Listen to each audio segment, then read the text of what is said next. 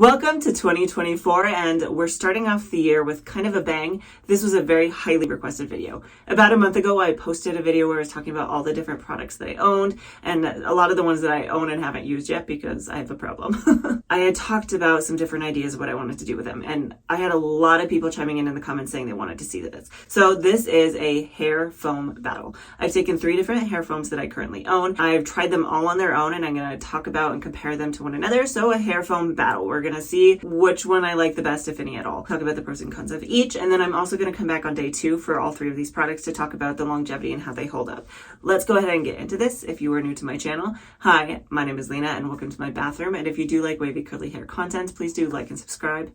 That helps me out a ton. Just to clear the air here, I want to give a very brief description of what I personally consider a hair foam, because let's be honest, a lot of these type of products say mousse on them. Where I draw the line between a hair foam and a hair mousse is in texture and in the bottle. If the bottle is a pump bottle and the product comes out pretty watery and it doesn't expand when it comes out of the bottle, it has a lot more of a slippery texture to it, I consider it a hair foam. If it's in an aerosol can, you have to shake it, you turn it upside down and pump it and it kind of comes out, expands like shaving cream, then it's a hair mousse. So all of these are hair foams. I like, when I'm doing these kind of comparisons, to actually show you my results first. With one catch, I'm not going to show you which is which product. I want you to form a few conclusions before we actually get into the bulk of the video. See which one you like based off of what it does for my hair first. Just because a lot of us have kind of biases based off of brands, and maybe even, I know I'm guilty of this, packaging. If the packaging is cuter, I'm more likely to like it, or if it has a cool, fun name to it, I'm more likely to favor it. So seeing the results first can be very beneficial. So this is wash day number 1.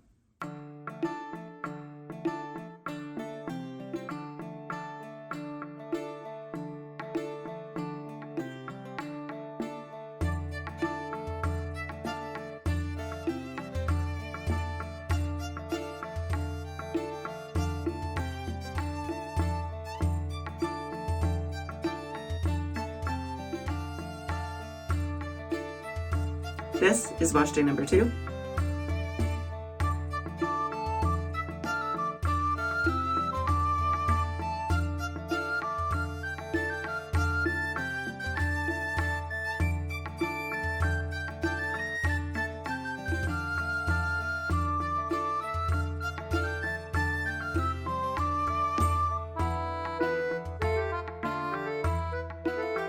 And this is wash day number 3.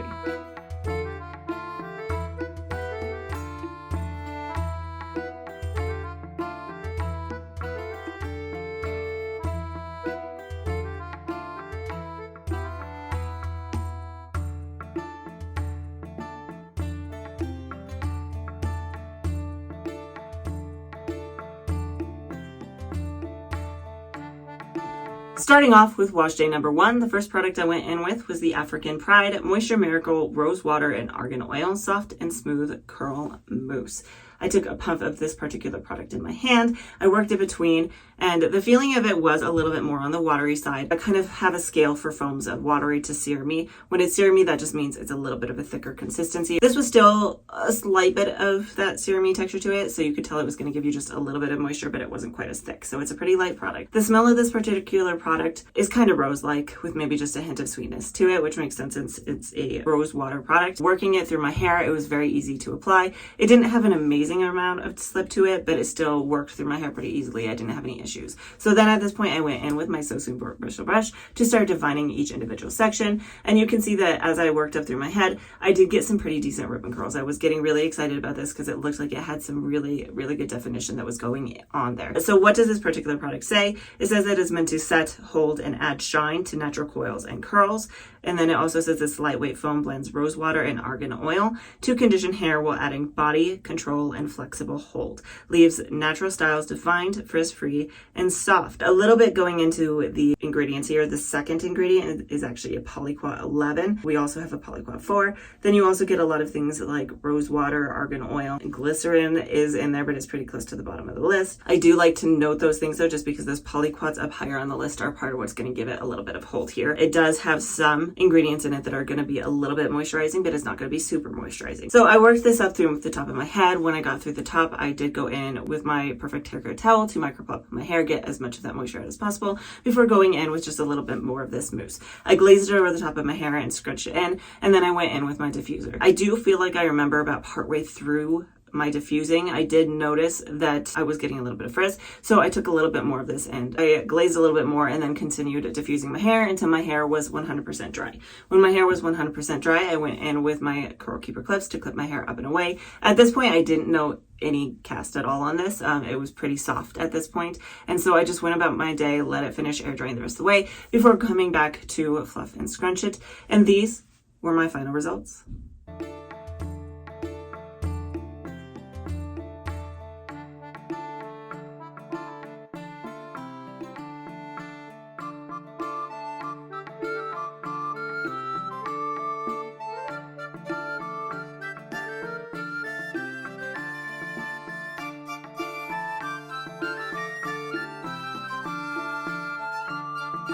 Going for wash day number 2, the second product I tried was Cake Beauty, the Thick Trick Totally to Die For Volumizing Styling Mousse. I was very excited for this one, pumped it in my hand, and the texture was very similar to the African Pride one. It's a lighter texture that's a little bit more on the watery side with just a little bit of that kind of serumy, slippery texture to it. And then the scent of this one actually took me kind of by surprise. The best way I can think of to describe it is, to me anyway, it smells like a chai latte.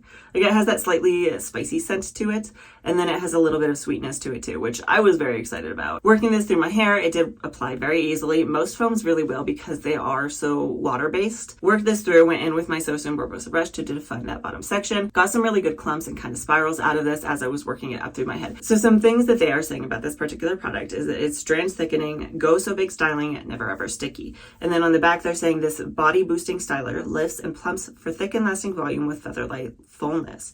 Infused with natural extracts and styling polymers, this airy dream foam will smooth and plump for jacked up styles with refined shine. Never ever sticky or stiff, this Go So Big blend transforms limp and lifeless into lush and thick without the harsh chemicals.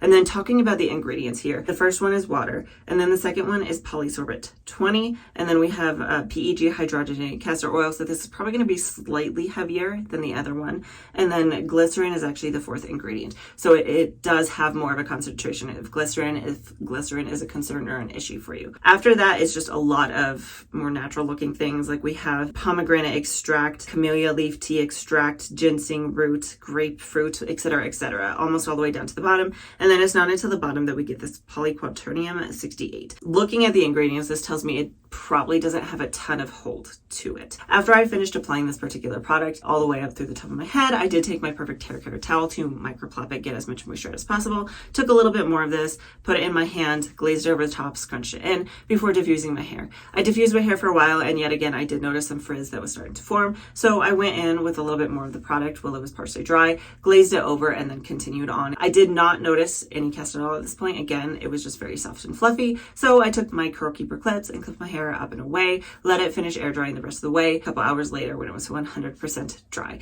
At that point, I did come back to fluff and scrunch, and these were my final results.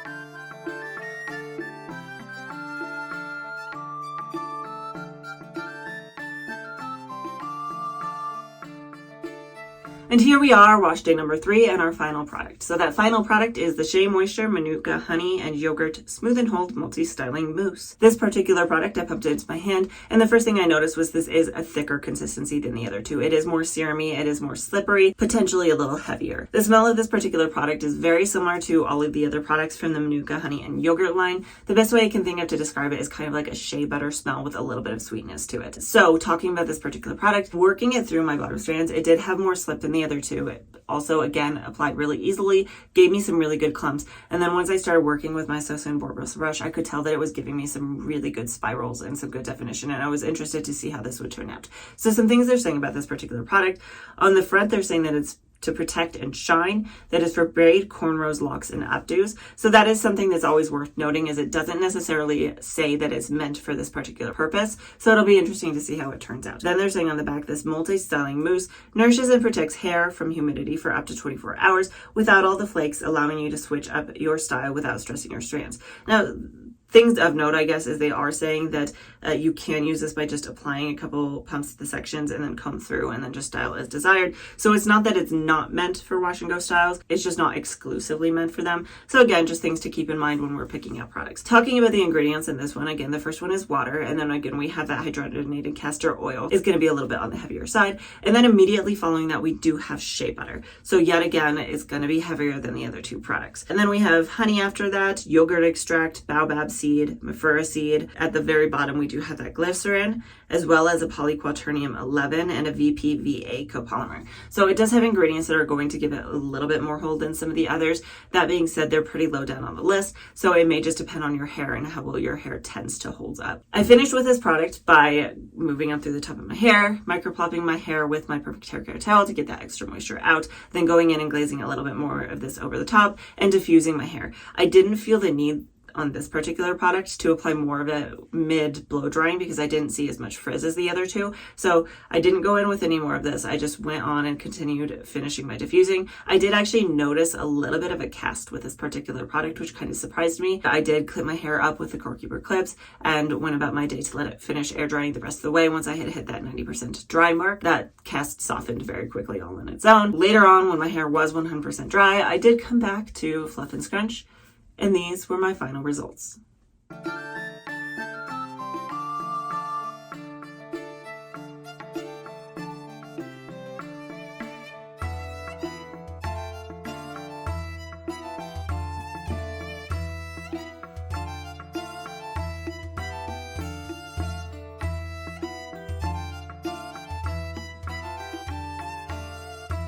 Moving into some comparisons, we're going to start briefly with some ingredients. All of these are sulfate, silicone, paraben free, so good things to know. They are what we would consider curly girl friendly. Other things of note, the Cake Beauty product has the glycerin higher up on the list. So if glycerin is an issue for you, that's a good thing to note. The other two have it pretty far down the list, but it is still there. And then beyond that, if I was going to say lightness wise, I would say that the African Pride Curl Mousse is probably the lightest weight.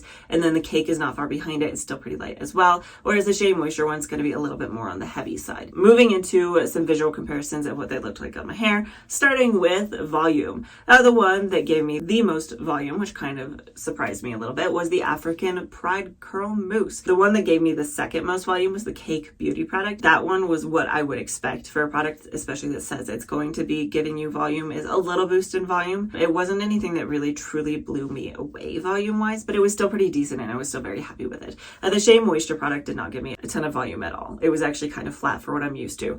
That being said, moving into kind of our next point here, part of that probably is because it gave me the most definition. It was the one that gave me the most spirals, the most clumps, and especially up in my wavy sections, those wavy sections were a lot more defined than the other two products. With the Cake Beauty foam, it did give me some decent definition in all different areas. The waves did have some texture to them and the bottom of my hair did have some texture to it as well. I was still pretty happy with it. The African Pride didn't really give me as much texture as I'm used to. That kind of separated feeling, the ones that aren't quite as springy and bouncy and clumped together, that's what's giving it that volume. So I was still okay with that. Moving into shine, again, the Shea Moisture product was the one that gave me the most shine to it and I was really happy with shine, but the other two still did pretty decent as well. Moving into frizz, I feel like all of these gave me about the same amount of frizz at the end result. Now, again, keeping in mind the African Pride Curl Mousse and the Cake Foam, I did have to reapply a little bit of them partway through the drying process to help decrease that frizz. So had I not done that, those two probably would have given me a little bit more on the frizz side. The one that gave me the most bounce, by which I mean if I take a curl and pull it down, does it spring back up? The one that gave me the best bounce would have been the Shea Moisture for sure, like without a doubt. The other two actually really didn't give me a ton of bounce. In fact, when I pulled on my hair, I was worried I was actually just going to pull the curls straight out. Those might be because those are a little bit lighter holds perhaps. So maybe it's just that they didn't have the hold to help support the curls that they had given me. So if you were to pair a product with a little harder hold with them, just any kind of gel really, or even a mousse, then maybe they would have given me better results. Something to think about for maybe future videos. Other than that, the last thing of note here is just the cost of these particular products. The African Pride Moisture Miracle Chrome Mousse is the cheapest product, being anywhere between $5 and $6, depending on when and where you buy it. I think I bought mine at some sort of drugstore. The Cake and the Shea Moisture products are both about $10. The Shea Moisture one you can get pretty easily on Amazon. You can find on a lot of different places, really. The Cake one I think is one that's also mostly available in drugstores. Moving into day 2, discussions on longevity. How did these products hold up? Because that's really important, right? When you're using a product, especially one and done like this, how does it hold into day 2? Starting off with the African Pride Moisture Miracle Curl Mousse. I came back, pulled my hair down, fluffed it up. Wow, I was kind of shocked, to be honest. I had just as much, if not more volume, which was surprising, than the day before. And then somehow miraculously, the curls that were down on the bottom seemed to clump and spin together a little bit more to give it a little bit more definition, which was very surprising to me. That being said, I did have a lot more frizz. So I decided to go in and do a quick refresh with this. I do like foam refreshes. It's just where you take these foams in your hand, glaze it over your hair, scrunch it in, do that on the other side, let it dry, and then fluff it back up. I don't know why I decided not to take a video of this. Maybe I didn't think I was going to include it, but I ended up doing it with all the products, so I'm going to include it. But wow. Here's a picture of what it turned out to look like, because I don't have that video, but it really just blew me away. I really liked how this looked on day 2. Now, moving into product number 2, the Cake the Thick Trick Foam. I did the same thing, took my hair down, fluffed it up, and this was what my hair looked like, and it was kind of like a wah, wah for me. It was a little disappointing. My hair had really stretched out at this point. It had lost most of its volume, and even the definition I did had kind of stretched out. So I decided yet again to go in and do my foam refresh, glaze a little of this over my hair, scrunch it in, and then let it dry, fluff it back up. And it did still look pretty good. I was still pretty happy with what it looked like after the refresh, but it was a little disappointing before that point. It does take a refresh to get this to last into day 2, at least for my hair type. Moving into our last product here, which is the Shea Moisture Manuka Honey and Yogurt Mousse. I pulled my hair down and fluffed it up. I felt like it was still pretty decent. I felt like it gave me a little bit more volume moving into day 2, probably because a little bit more frizz had been introduced in there, helped kind of bring it fluff up a little bit. And it did still have some pretty good definition to it. That being said, because I had done this with the other 2 already, and there was a little bit of frizz that I wanted to get rid of, I decided to go ahead and do a refresh. And that's actually where we currently are. I've refreshed my hair at this point. It is dry. I have not fluffed it up yet. It does actually still have a slight cast on it. The other 2 when I refreshed, I don't think they gave me a cast on day 2 hair. So I'm going to fluff it up really quick and let's see how it refreshed.